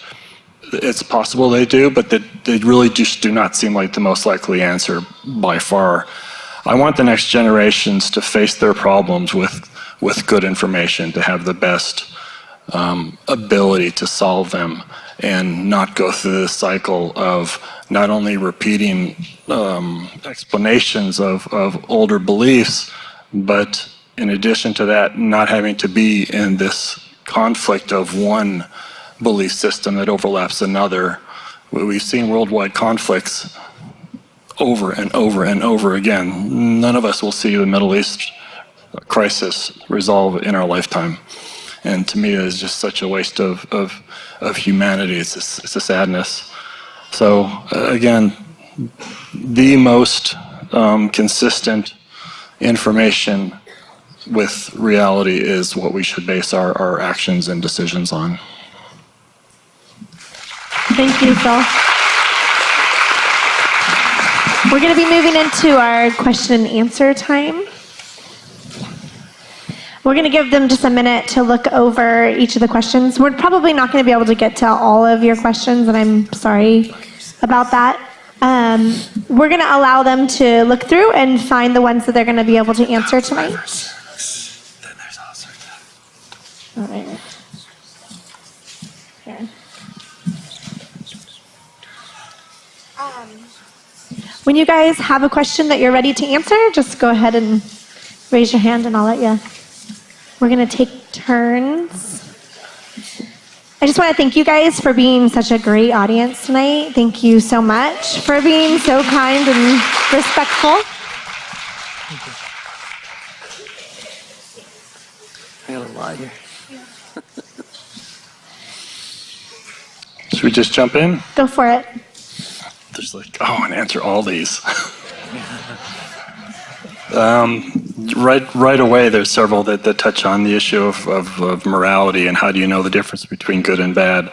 So I think I'll grab that one right up front. There is a misunderstanding in philosophy, in religion, I'll just say it straight up, that morality is objective, that good and bad is objective. That's just not true. Morality comes from, there's a certain piece of it comes from evolution, what has been successful in literally in surviving into the next generation. And you get into things like reciprocal altruism, being good to somebody else, then that gets you something back. In the early days of 100 tribes of 150, if you did bad things, you get kicked out. Jumping really ahead to modern day, what is considered good and correct is a collective subjective opinion, collective of subjective opinions, and that constantly changes, and that's something that has to be constantly debated and should constantly debated. I would suggest that our current standard comes from the United Nations Universal Declaration of Human Rights. There are things in there now, 75 years later, that I would even add a little change to. But that's probably enough of an answer. Thank you. Thank you, Phil. Thank you. Ubar, are you ready? Okay, I have a couple. Is it okay for anyone to visit the mosque? Yes, please come. And in fact, I'm just waiting on a text to invite you all to Open Mosque Day, which is coming in October. I hope every one of you comes. We'd love to invite you and have you eat some of our food as well, which will be cultural food, of course, not religious. But you'll love it. Okay. Obviously, I was going to get this question with the Muslim worldview as you. How do you explain the existence of extremism in the name of Islam, terrorist activity, political? So, we believe that those who hate religion in the first place and those who are extreme, they both really have the same view. I think we should not legitimize any of the extremist groups based on religion, because no religion teaches hate. Religion doesn't teach extremism. To call the Myanmar Buddhist terrorists, like they call them, that's giving in to the extremist and what they want us to believe. We don't call them that. To call Islamist, radical Islamic terrorists, no, we don't believe that, because just like we all wonder where ISIS came from. We Muslims, we have the same question. In fact, we are the greatest victims of ISIS. We are the greatest victims of most of these attacks in the first place. If you look through it, you look through the information and the statistics, you're going to find that. Where does the Islamic faith stand on abortion? It's forbidden.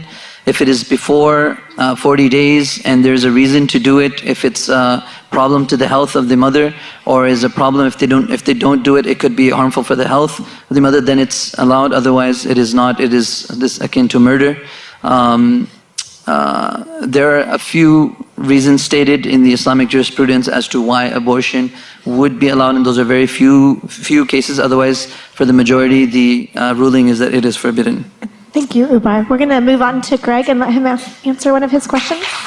Thank you so much. Well, I'll take the easy one here first. So, how does one still worship a God who directs his armies to pillage, rape, and kill all men, women, and children of a conquered city? The easy one. All right, so first I want to disagree that God called anyone to rape anyone. I actually do not know of any scripture that indicates rape indicated within the call and command. On the side of called to pillage and destroy cities, conquered cities, there are two aspects to this that is understood in the Jewish theology. First of all, and these are sections that come from the book of Joshua. They come from also mainly from the book of Joshua, somewhat in Judges, and a little bit in the prophets, as we're now talking more about Babylon coming to destroy Israel versus Israel destroying the nations in Canaan.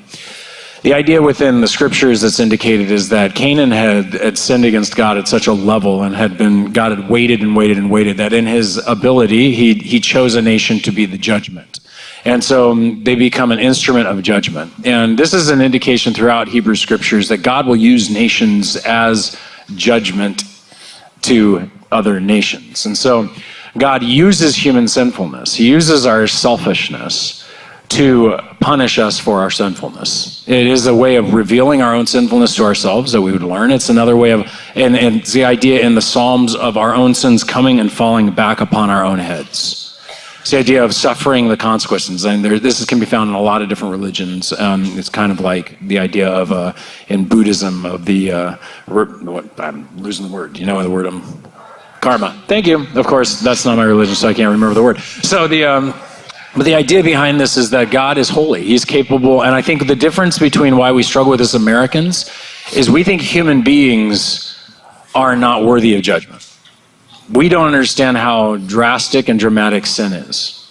And therefore, we don't understand how God feels about sin. But I do think we understand that we believe evil is worthy of punishment. I do think we understand that that the people who did the Holocaust are worthy of a very, very drastic judgment, especially if they were the perpetrators of it. For people who did lynching, they are deserving of a great punishment.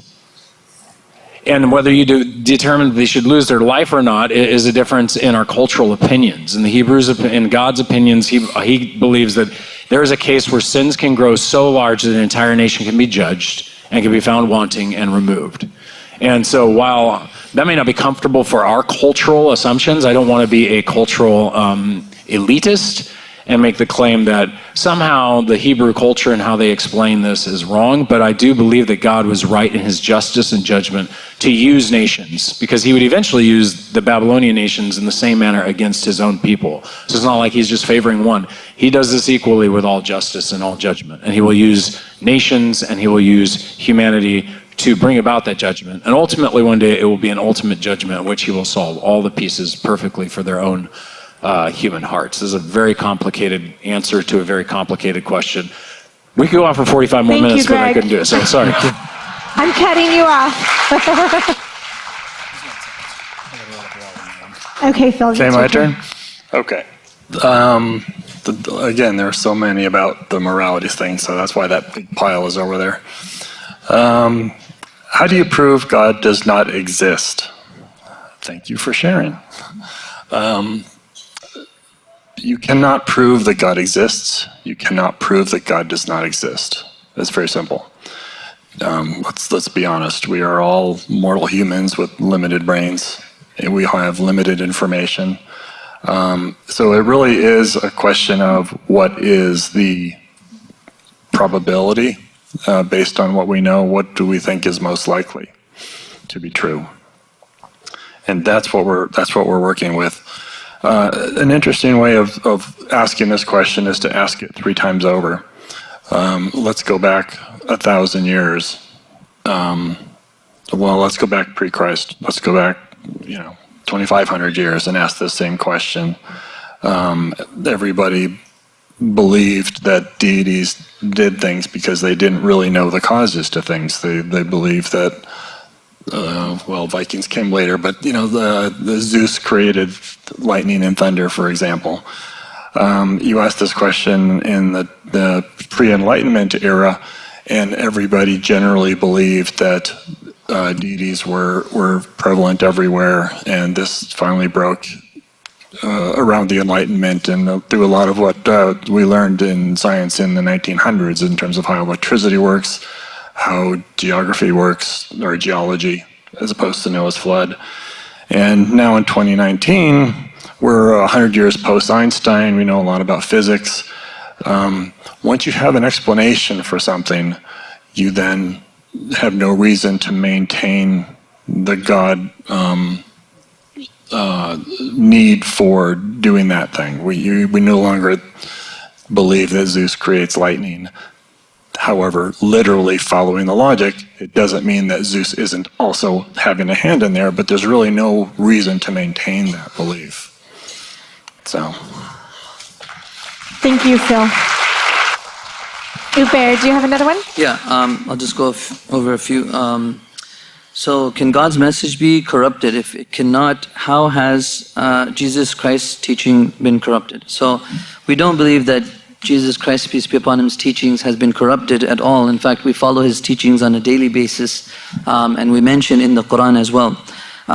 But we do believe, with all due respect in Islamic theology, that the scriptures and those that came after Jesus Christ, peace be upon him, they had altered or taken out or added things to the scriptures that were obviously a doing of man, and that action of man is the thing that had been corrupted and not the teachings of Jesus Christ. So that's just a clarification there. Few questions here was that do you believe that when Jesus Christ walked on the earth that he spoke the truth? Of course he did. We believe him as one of the most mightiest of messengers, and not only him but also his mother Mary, peace be upon her, that she was also one of the most truthful, and the Quran calls her Siddiqa, which means the most truthful of women. What do you mean by don't associate any partners? Meaning that in Islamic theology we believe that God is above having any partners, any children, any family, anything like that, because when you have family you kind of become dependent. And we believe that God is independent. He does not need anyone, neither was he created, neither did he give birth. And so anything like a God is basically attributing a partner to him, and he is above all type of partnership and all type of association. That's what we believe. So there's a lot more questions, but Nope, thank you, Uber. Greg, do you have some more? Okay, I'll give this one a shot. Kind of pondering it for a little bit. It says, how can one decipher between good pain and suffering and plain evil? Is then all pain and suffering ordained or permitted by God? So this is getting closer to one of the most difficult questions within philosophy and even Christianity. It's any concept of when you deal with evil. First of all, how do you decipher between good pain and suffering? Well, I think there's intention involved. I think when a doctor causes you pain in order to heal you, while that we would consider it, well, that's a pain, but I think that's a good pain. I'm supposed to be being healed by it. I think there's a tendency, if you're touching a stove and you realize it's hot, that's a good pain because it's telling you, don't touch that thing. Let go, back off. During good pain and suffering, I think when suffering occurs because of humans' evil intentions, meaning their selfish desires, their personal gain from you, and they're willing to put you in a situation in which you are now suffering, whether that be economic, finance, or food, or physical pain, that these things would be considered the case of suffering. It's pain and misery due to other people's issues in your life. I think disease is a type of suffering. There is a real sense of your body is hurting. It's painful. It's not supposed to be that way. Plain evil, however, is a philosophical concept. I don't believe it's a thing. I believe it's actually taking the good and twisting it. It's not a derivation. It's the taking of a good intention and then twisting it. While somebody may intentionally desire to help someone, they can twist that for their own selfish reason and wind up harming someone. And the way we understand theology is evil is to take the good intents of God and his making you in his image and then twisting it. So God desires righteousness. Well, we know what righteousness is, so we determine our own concept of righteousness or justice and therefore impose it upon somebody, and we create a twistedness. It's called wicked. Wickedness, it's iniquity. There's other terminology within the scriptures that would indicate that. And so evil isn't a thing. It can only exist as a twisting of the good. And so those are the differentiations there. So then the question is, then all pain and suffering ordained and permitted by God? This gets into what version of Christianity you kind of hold to. There's kind of three categories. There's an Arminian perspective in which God foresees human actions and therefore knows what human beings will do but does not directly control them. There's the other side, which is called Calvinism and Reformed theology, that claims God not only sees it but also ordains it because he has control over all things. And there's a middle position called Molinism, which God in his middle knowledge sees human beings' free choices and all the possible worlds that could exist, and then chooses those realities that lead to his ultimate aims. And therefore, human evil is therefore truly chosen by man, but can be therefore permitted in the sense that he allows humanity to do what they're going to do, or acts in ordination to produce something. And so in those cases, God is engaged with evil in various forms, either passively or actively, depending on how you put the philosophy together within Christianity. So that's more of an educational answer. Thank you, Greg. All right, Phil. Another one? Okay. Again, this is so hard. So many questions. I'm answering this one because I think more than the other one that I was going to choose, I think you'd probably want to hear the answer to it more. This person writes, my question is, do you ever wonder about if perhaps you are wrong? If so, do you worry?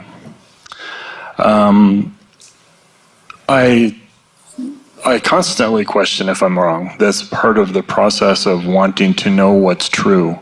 You have to accept part of that process is agreeing to go where the facts take you. And that to me is sort of the higher.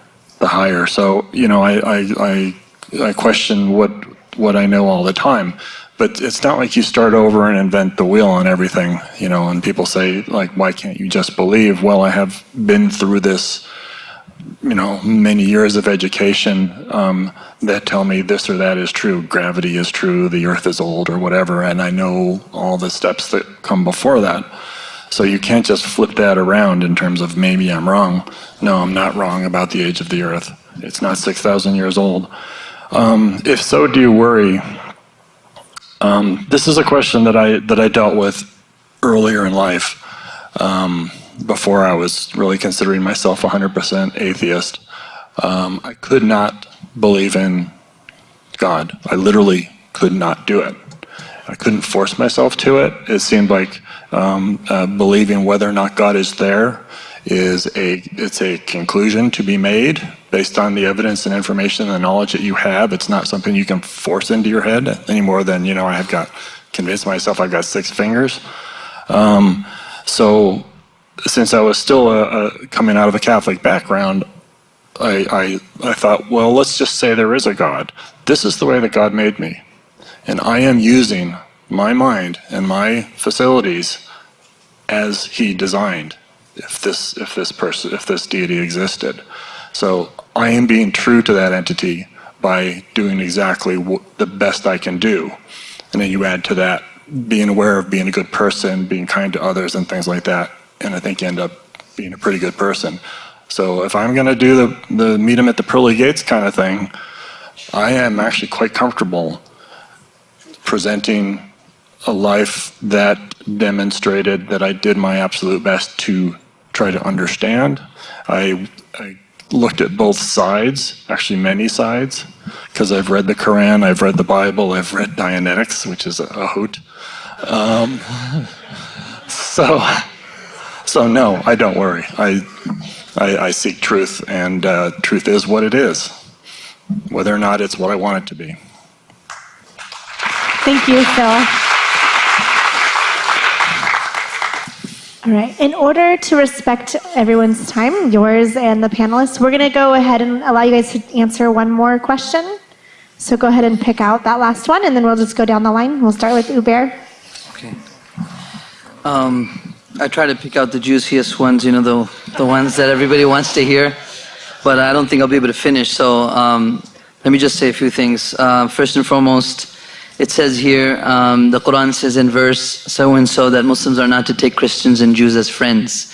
Are you violating the Quran tonight? That's a good one.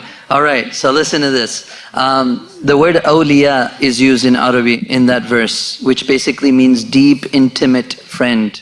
As in, let me give you an example of that. I mentioned to you that the Quran says that we are allowed to marry Jews and Christians, correct? But the ruling here is specific to basically a Muslim man marrying a non-Muslim woman. When it comes to a non-Muslim man, I'm getting confused. When it comes to a Christian man marrying a Muslim woman, in that instance, it is still there are conditions to that, but it is not encouraged. And that's what the meaning is here. Because if the Muslim woman was to marry the Christian and they have that love and that connection, that deep, intimate love, because of that love, she would forego and not be able to hang on to her religion. So it's basically the preservance of the religion. That is the reason of this verse, one of the reasons of this verse. It's not that we cannot take friends. That's not possible. Otherwise, why would we even be allowed to marry? How could you marry someone and not be close to them? So that's not the case, and that's a big misunderstanding. And there's a lot more to say. But I want to mention that as far as the life of the Prophet, peace be upon him, it shows through his example and his companions that they were very close friends to non-Muslims.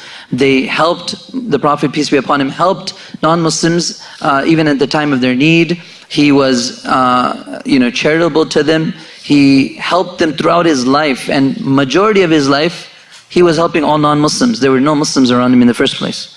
So through the example of the Prophet, peace be upon him, this is not true. And that we are to be friendly, and we are to be hospitable to all non-Muslims, as mentioned. The last thing here is that, there's more, but I want to finish here. I don't want to take up all your time. When is jihad right? Jihad, okay, so jihad is not right in any way, and unless and until someone is harming you and you are basically standing to protect yourself and to protect those who are oppressed. So basically standing up for protection of your rights, that is, even in this country, we fight, we go to wars, and this is for us something of pride, it's glory. But when it comes to war, and specific. The Prophet, peace be upon him, said, لا تتمنى العدو. He said that do not hope to meet your enemy. Do not ever hope to go to war.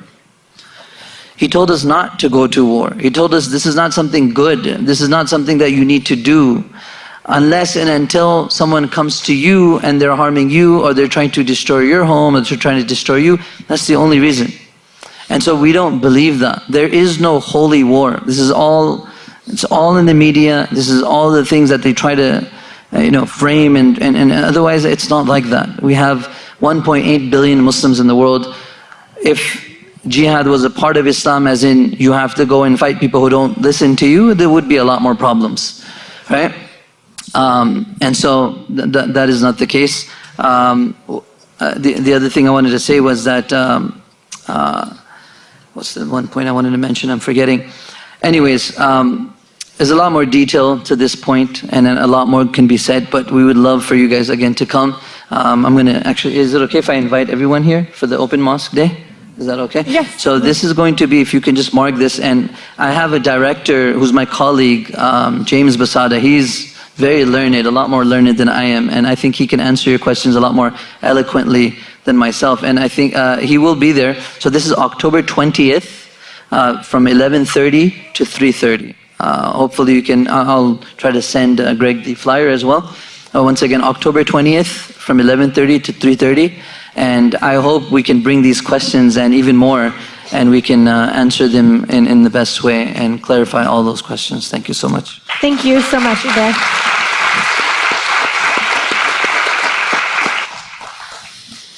All right, Greg, go ahead. All right, I'll just take this last one. It says, why do you believe the Bible is written by God and reliably true?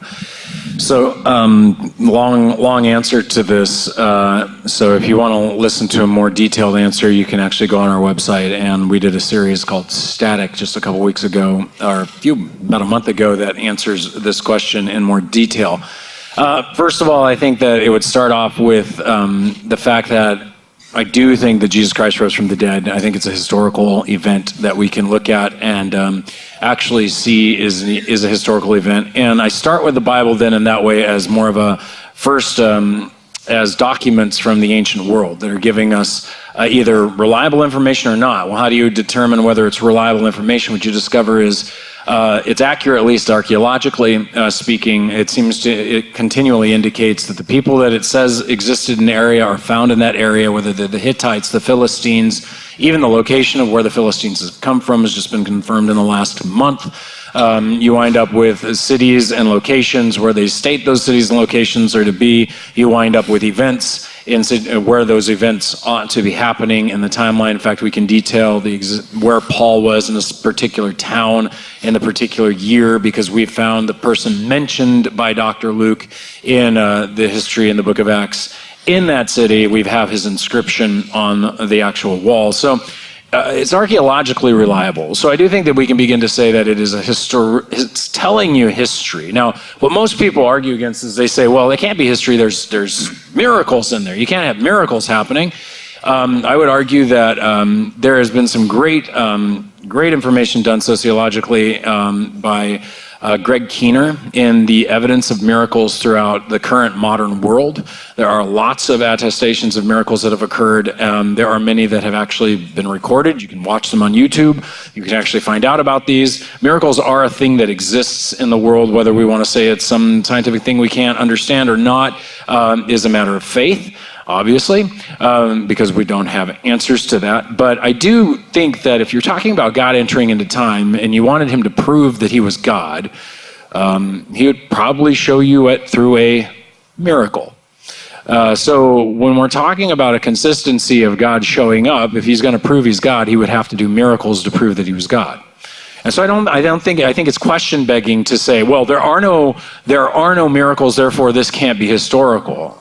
Unless truly Jesus was who he said he was, and therefore the miracles would be an expectation of what would occur in the event that God did show up. And so now in the archaeological history, that's one thing. Well, I think also the prophecy of Jesus and the destruction of Jerusalem in 70 AD, the fact that every stone was taken down off the other, and we reliably understand and see that these documents were pre-70. You have the lots of prophecies within the Jewish Old Testament that have come to be seen earlier than, for example, Ezekiel with Tyre. You have several others, especially with the prophecies like in Isaiah 52 that can find their way in Jesus himself. There are multiple attestations of prophecies, also scientific information. For example, the Bible was the first one to say that the world had a beginning. It's science that has caught up and said, oh, guess what? The universe has a beginning.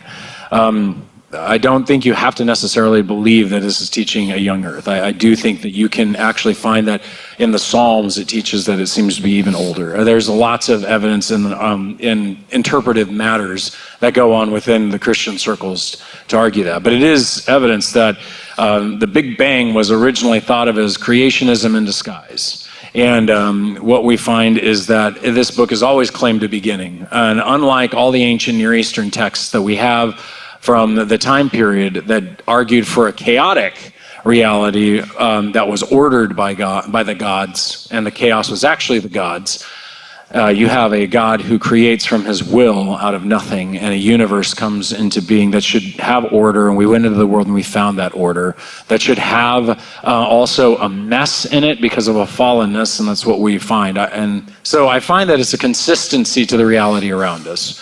That it has a consistency to that correspondence of truth. Finally, it also knows you.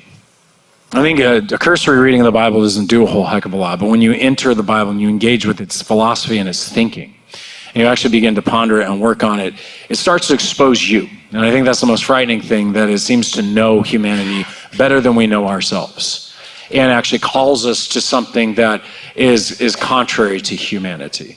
And so there's a lot more to this. You can go look at it as I talk about just kind of the voice of God within it and those kind of things. But that's just some of the pieces, and that should do. Otherwise, I'll spend 45 minutes as I do on a Sunday talking about it. So we won't do that. So thank you guys.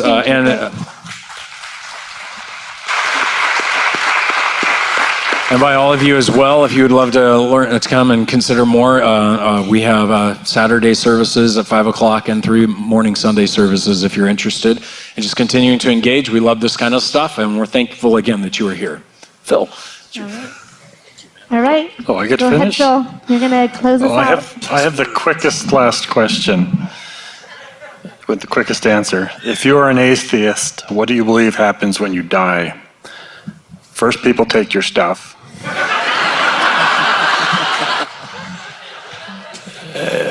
And then you biodegrade.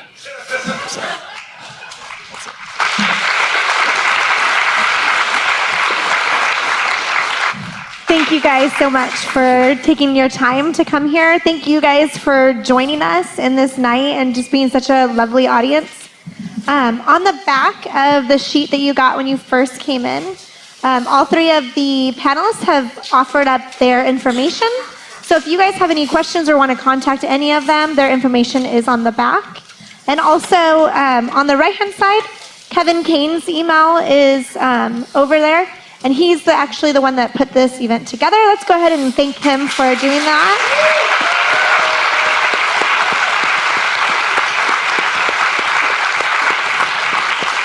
We hope that this is one of the first of many for these evenings. We appreciate you guys being a part of it. We're hoping to have the video, this event was videoed, and we're hoping to have it up on our YouTube, so you guys will be able to access it there. You guys have a wonderful evening. Thank you.